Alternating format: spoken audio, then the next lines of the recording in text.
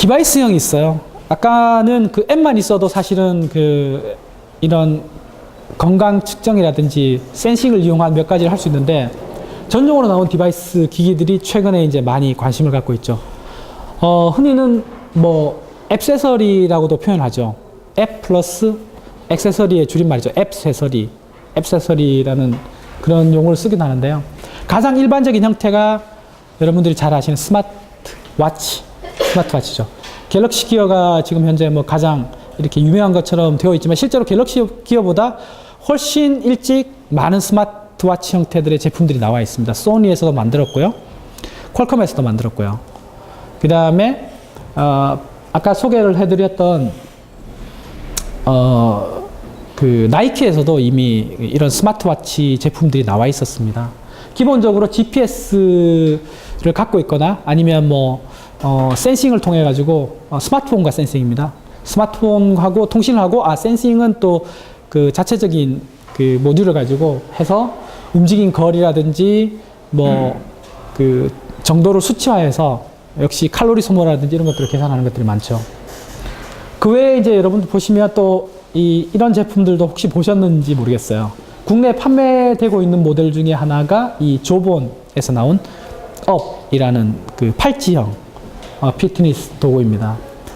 역시 이 감지기가 들어있어요, 이 안에. 그래서 끼고 이렇게 생활하시면 움직인 거리 이런 것들에 대한 칼로리 계산 이런 것들을 해드려요.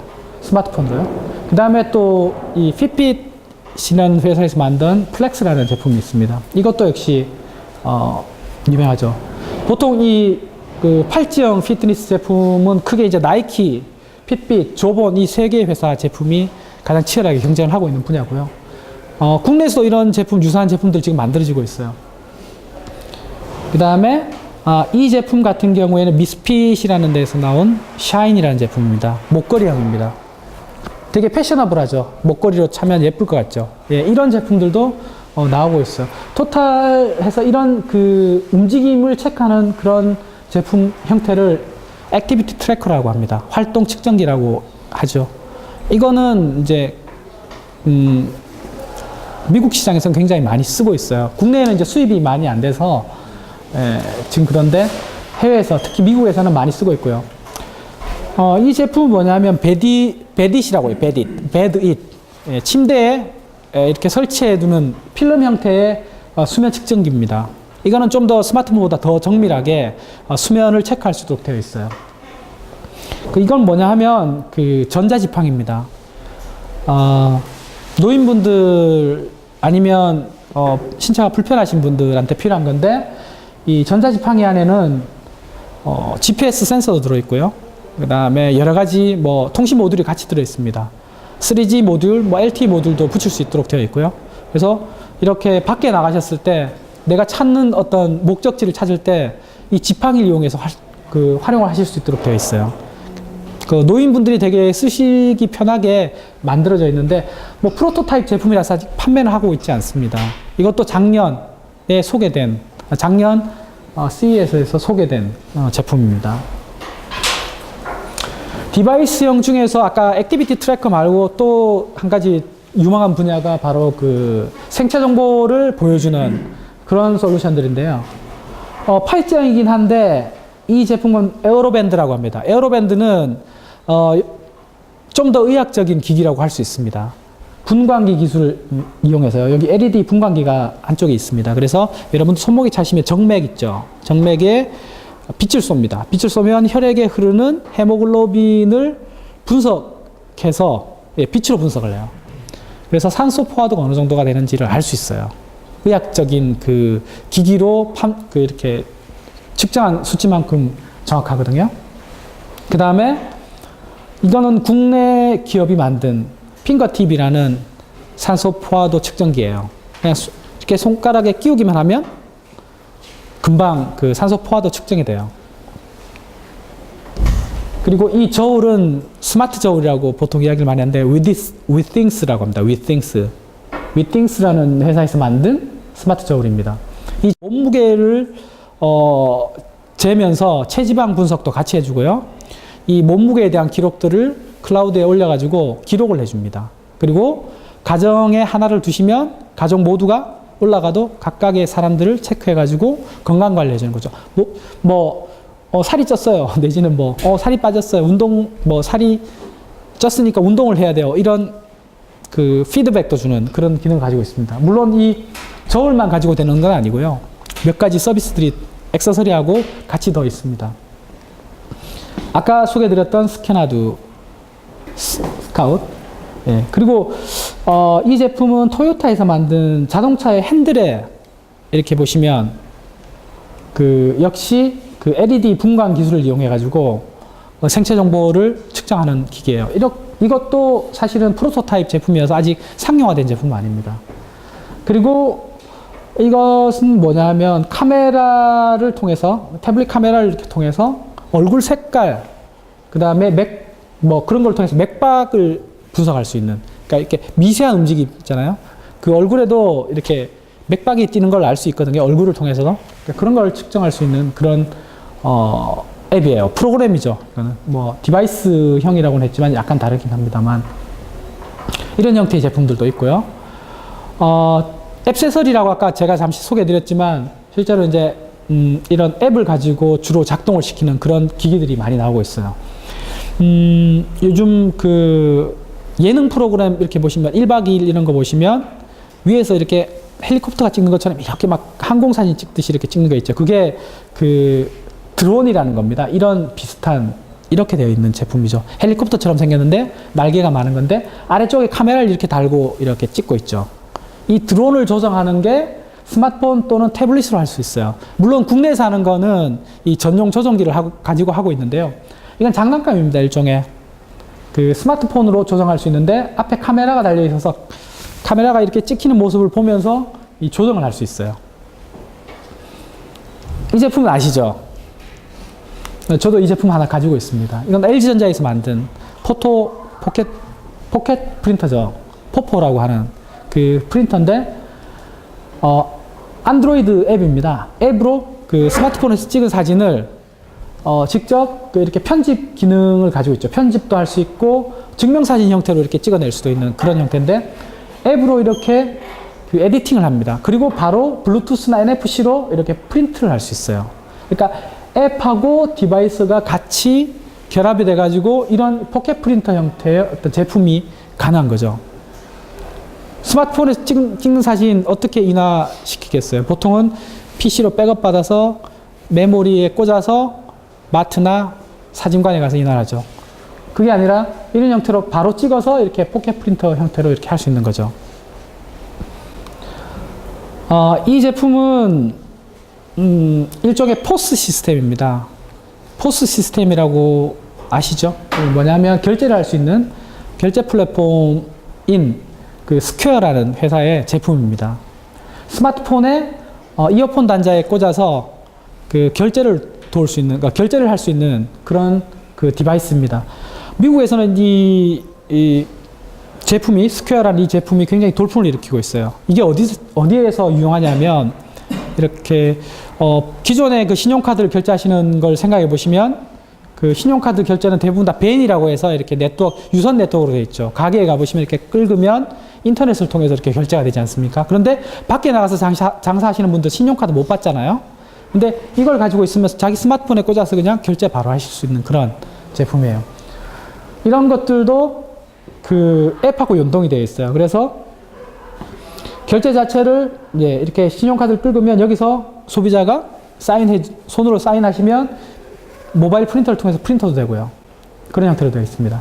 그 다음에 이 서모도라는 거는 이제 그냥 이것도 일종의 그 펀한 장난감이죠. 그냥 이렇게 온도를 측정하는 거예요. 그냥 이어폰에 꽂으면 정확한 온도를 잴 수 있는 그런 거예요. 그래서 뭐 온도와 관련된 정보를 수집하거나 할 수 있는 장치고요.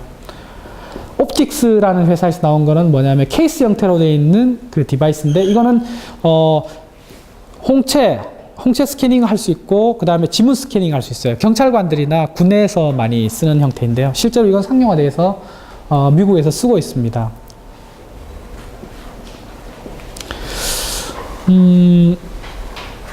기타 뭐 여러 가지 많은 그 형태의 제품들이 있는데 구글 글래스는 많이들 아시죠? 사실 그 구글 글래스는 웨어러블 디바이스, 웨어러블 컴퓨팅 디바이스로 많이 이렇게 소개를 되고 있는데요. 그러니까 특정 목적이라기보다는 여러 가지 이제 뭐 스마트폰처럼 다기능을 가지고 있는 것들을 웨어러블 컴퓨팅 디바이스라고 많이 이야기하는데요. 이런 것들도 일종의 그 스마트 컨버전스 제품이라고 할 수 있습니다.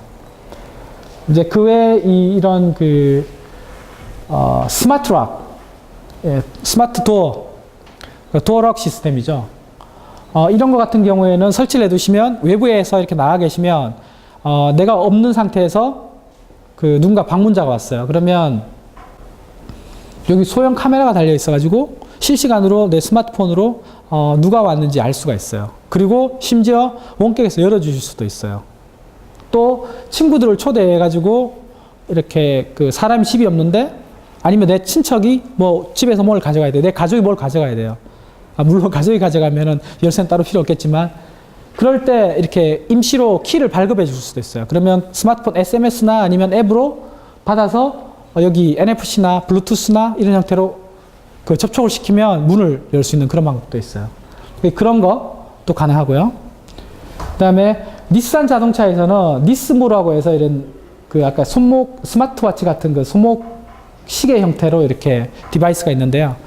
운전자에게 어떤 걸 해주냐면 운전을 하잖아요. 그러면 맥박수나 이런 것들을 재가지고 맥박수가 막 갑자기 빨라졌어요. 이제 그 운전자가 흥분했다는 거죠. 그러니까 속도 좀 줄이라고 이렇게 메시지가 나와요. 당신이 이렇게 지금 그 맥박수를 측정해 보니까 너무 빠르다. 그러니까 진정해라라는 거죠. 이런 형태. 물론 시계 기능, 그 다음에 차량의 그 전자 제어의 상태들도 물론 모니터링 할 수 있어요. 뭐 오일을 갈 시기가 됐다든지 이런 것들도 알려줄 수 있는 그런 기능도 포함되어 있습니다. 그 다음에 이거는 마이어라고 하는 그 근육의 움직임을 컨트롤러로 사용할 수 있는 그런 디바이스예요. 그럼 이렇게 팔에 차고 있으면 이렇게 근육의 움직임에 따라서 제어가 되는 거예요. 뭐 쥐었을 때 근육, 뭐 이렇게 놨을 때 근육 모양 이런 게 다르기 때문에 그런 거를 팔뚝에서 이제 체크를 해서 어떤 동작으로 이어지도록 하는 그런 그 디바이스입니다. 요거는 뭐냐면 하기스에서 만든 트윗피라는 그 디바이스예요. 이 디바이스는 기저귀에 살짝 붙여 놓으시면 아기가 소변을 보거나 대변을 보게 되면 이 연동된 스마트폰으로 알려줍니다. 엄마가 바쁜 일을 이렇게 하고 있다가 스마트폰으로 날아오는 거죠. 아기가 소변 봤어요. 아기가 대변 봤어요. 갈아주세요. 이렇게 하는 거죠. 이 제품 누가 만들었겠어요? 당연히 하기스에서 만들었겠죠. 하기스에서 이렇게 만든 이유는 뭐냐면 뭐 편의성을 주기도 위한 그런 이유도 있지만 체계적으로 이 기저귀를 팔기 위한 것이죠. 뭐냐면 이렇게 소모를 시키잖아요. 그러면 이제 뭐 기저귀 사놓은 게 몇 장 남았어요. 이런 거 알려줘요. 자, 그러면 이제 언제쯤이면 기저귀를 또 사셔야 돼요. 이렇게 알려주는 거죠. 물론 이 트윗피라는 이 기기를 다른 기저귀에 붙여도 상관은 없겠지만 그래도 기저귀 관리를 해준다는 그런 의미에서 봤을 때는 그 하기스가 굉장히 생각을 잘한 거죠. 이렇게 해서 자기 제품 프로모션을 하는 거죠. 이 제품은 메모토라는 기계입니다. 최근에 이름이 내러티브 클립이라는 이름으로 바뀌었어요. 이건 뭐냐면 혹시 이런 그 생각이 있으셨는지 모르겠는데 클립 형태로 이렇게 달아놓고요. 일상생활을 내가 살아가는 일상생활들을 저장을 하고 싶어요. 5초 단위로. 그러면 내가 오늘 뭘 했고 이런 것들을 사진으로 남겨요. 음성은 안 남기고요. 사진으로 남겨요. 그러면 이런 형태로 기록이 되죠. 쭉 기록이 돼서 어느 순간 이런 것들 여러분들의 일생을 돌아볼 수 있는 그런 기계예요. 사실 별로 필요 없을 것 같은 이런 기계들도 실제로 제품이 나오고 있습니다. 누군가에겐 되게 유용한 제품인 거죠. 또 자전거에 관심이 있으신 분들 같은 경우에는 이런 것들도 있어요. 힐리오스라는 회사에서 만든 힐리오스 바. 이거는 뭐냐면 이 핸들바 있죠. 이 핸들바 자체가 스마트 디바이스예요. 그래서 이 앞에 센서가 달려 있고요. 안쪽에 통신도 돼요. 그러면 이렇게 움직이면 뭐 GPS 같은 거로 측정을 해서 내가 어떤 거리를 달렸다 이런 것들을 다 측정이 가능한 거죠. 물론 스마트폰하고 연동돼서 내가 움직인 그 동선이라든지 거리, 속도 이런 것들을 모두 측정해서 그 스마트폰에서 알려줄 수 있는 그런 기능이 있습니다. 물론 이제 생각해 보시면 네, 요것만 갈아야 돼요. 요것만 갈아야 되는데 브레이크라든지 이런 부분들이 연결되는 부분이 아직까지 미숙지 않죠. 이제 미숙하죠. 그러니까 이렇게 연결되는 부분 자체가 조금은 염려가 됩니다만 아직까지 뭐 그런 염려가 없는 단순히 이렇게 움직이는 정도라면 이런 제품들 유용하죠. 이 스프라브라는 제품은 뭐냐 하면요. 일종의 절수를 할 수 있는 샤워기 절수를 할 수 있는 상품이에요. 정말 이런 것까지 만들어요. 그러니까 이 기능은 뭐냐면 그냥 이 여러분들 그 샤워대에 이렇게 연결만 해놓으면 그 소비자가 샤워를 하면 물을 얼마나 썼다 이런 것들을 계산을 해줘요. 과연 이런 게 필요할까라고 생각되는 부분들도 이렇게 제품으로 나옵니다. 그 스마트폰하고 연동돼서 내가 쓴 물의 양 이런 것들까지 다 체크를 해줘요. 이 스컬리 헬멧은 구글 글래스랑 비슷하죠. 여러분들 그 비행기 조종사 보시면 이 헬멧이 굉장히 스마트화 되어 있죠. 안쪽에 전자 제어 연결되어 있고 디스플레이가 나타납니다. 뭐 항공 쪽에 관심이 있으시면 아마 그 헬멧에 대해서 잘 아실 건데요.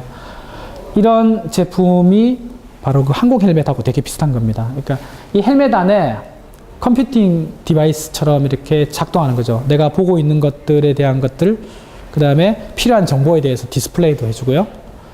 뭐 여러 가지 기능을 가지고 있습니다. 그 다음에 이 트랙닷이라는 제품은 뭐냐 하면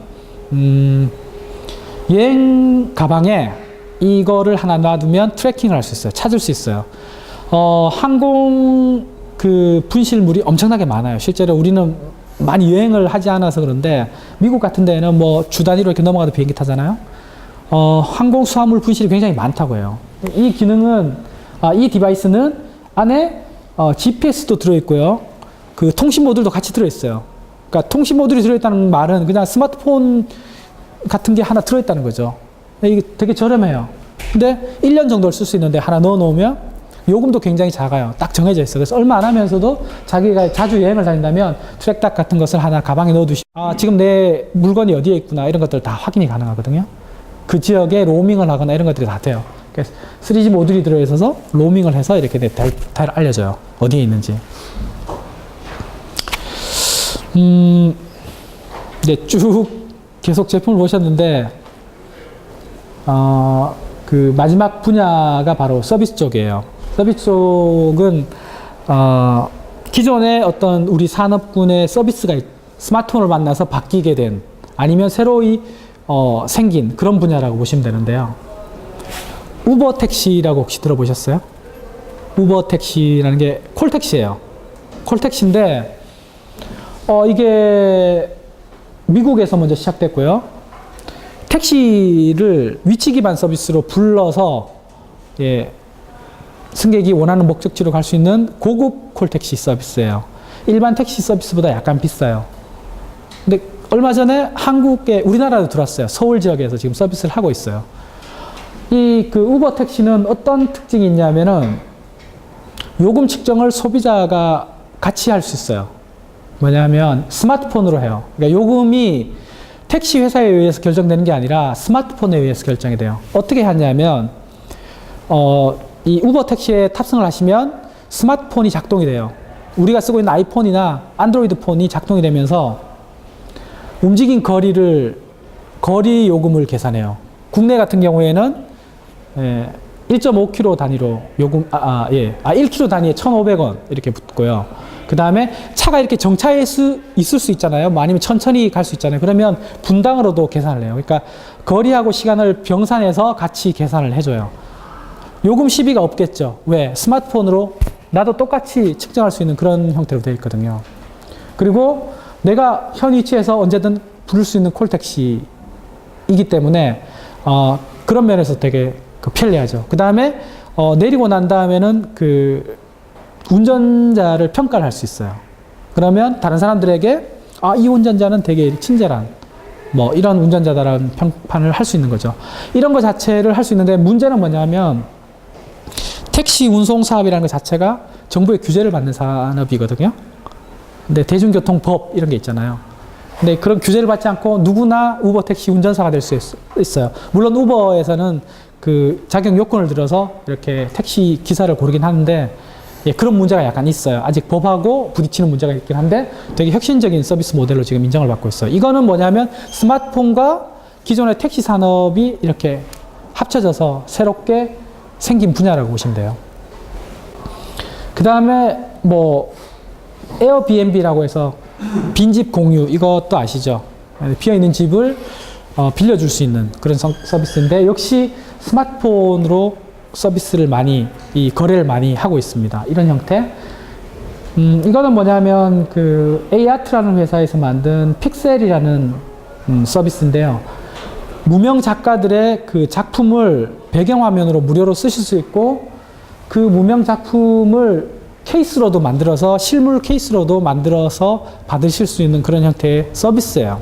일종의 폰 케이스 서비스인데 배경화면 서비스하고 같이 묶어서 폰을 직접 만들어 드리는 그런 서비스를 하고 있죠.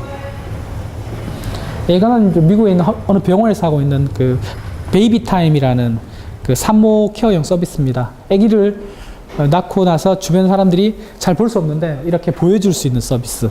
페이스타임을 이용한 거거든요. 아이폰에, iOS에. 네.